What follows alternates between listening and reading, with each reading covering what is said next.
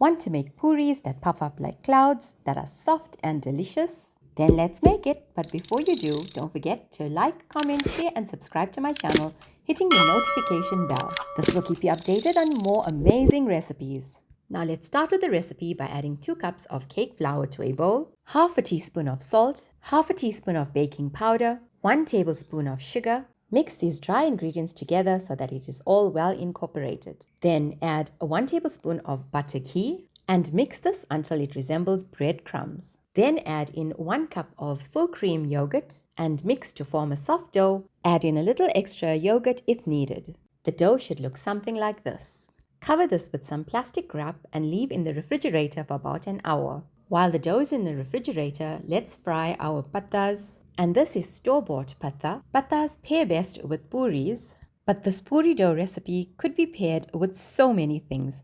Like you could use them as a base for spicy chaat, pair them with your creamy curries, and even drizzle some honey for a cheeky sweet treat. After 1 hour, remove the puri dough from the fridge and then roll out the dough on a work surface to about half a centimeter thick. Use a cutter to make circular shapes, and here I'm using a mug because it's the exact shape of my pathas. We have to have them looking perfect because we eat with our eyes first. This particular puri recipe made about 30 of these round shapes. Taking a large pan, add in oil about halfway through and heat the oil on medium heat. The temperature of the oil has to be hot but not too hot in order to get your puris to fry.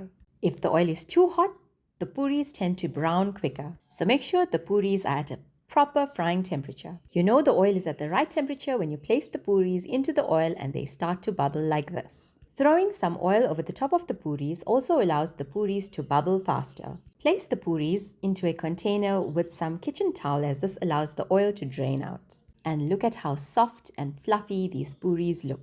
Perfect for any meal. To serve these, I've taken a piece of puri, placed a fried piece of patha over it, then added another piece of puri over it. Then place these over my serving platter. Once the platter is full, add in some lemons. This serves as a garnish or to add more flavor to the patha. I also added in some green mint leaves just to add some color onto my platter. I can't wait to hear how they turned out for you.